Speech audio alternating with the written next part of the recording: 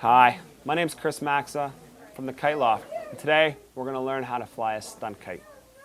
In this segment, I'm going to go over the anatomy and the assembly of your new stunt kite.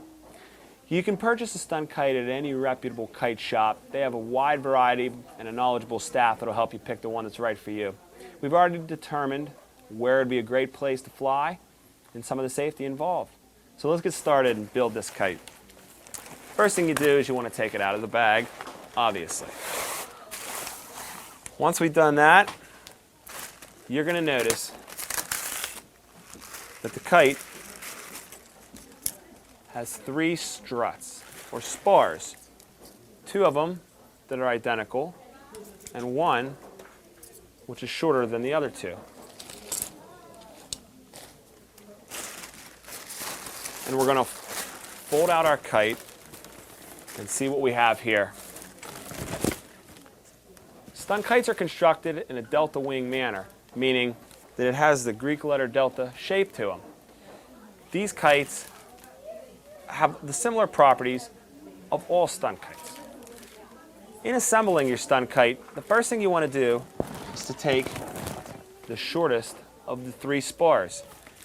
You're going to assemble this by inserting the rod into the fitting at the top part of your kite.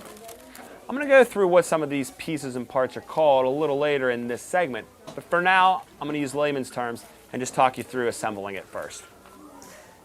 You're going to take your top spreader, stick it in there good. Don't be timid, stuff it in there nice and tight. Do that on both sides. What that does is that gives your kite some depth. It'll allow it to be spread out and easily work on the rest of the kite. The next thing you want to do is you'll see this series of string. This is called a bridle. Basically, a bridle is the steering mechanism in which the kite, in turn, steers. We want to make sure that this is out of the way. That'll allow us to proceed with our 2 lower spreaders, which are these 2 identical pieces here. Now, various stunt kites are constructed differently, and you might note on yours that this center T-piece, which is called, is a little different than the one that I have in front of me. Don't worry, it's actually quite simple to figure out. In my particular model, I'm going to insert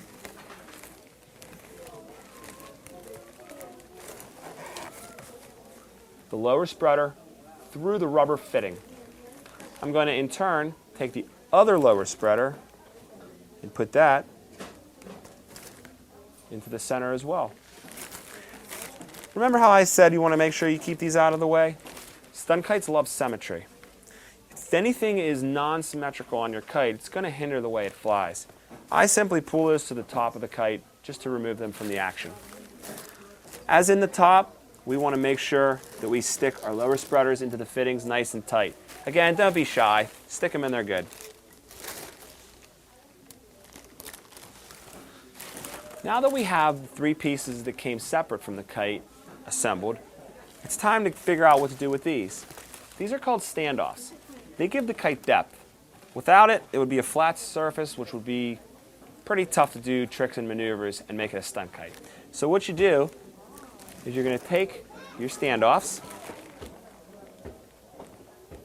and insert them into your standoff fittings, which are located again along the bottom spreader. I'll go over some of these terms a little more in depth in a second. These should slide easily into your kite, and if they are for some reason off center, that's going to hinder the way the kite flies. Take an imaginary line and cut your kite down the center spine. The kite should be symmetrical on both sides. If it's not, that may be a problem in flight. So simply move the piece to the center position where this is a perpendicular 90-degree angle, and that'll be best for flying. Now, that looks like a stunt kite. I'm going to go over some of the parts that we just put together. As you heard me mention, these are called spreaders. This is a lower spreader, and this is a top spreader. This particular piece that goes up and down the center is called a spine, just like yours. Also, you have the nose of the kite, which is generally made out of a very tough Kevlar material. The longest and most pronounced part of the kite are these leading edges. Why are they the leading edges? Because they lead the kite through the sky as you're flying. Lastly, we have this series of ropes, which I already mentioned is your bridle. Bridle is very important. That will be the number one thing that can hinder your flight in the air. You want to make sure that your bridle is nice and balanced, even and symmetrical in all ways. That's the anatomy of your kite as far as the skeleton goes. Some other terms that may be of use is this big area with all of the cloth. This cloth is a ripstop nylon material. It's known as your sail. Last thing, we're going to go back to our kite bag and pull out our kite line. This kite line actually has two separate lines on it. They're located on a winder card, which is not used in the flying of the kite. These lines differ from a one-line kite in the fact that these are pre-cut, pre-measured, equal lengths of line, in difference to a single line where you let it up as high as you would like. These ones are pre-cut and measured because you're going to be the pilot. Now that we know how to assemble our stunt kite, now we know what some of the parts are called, let's go hit the beach.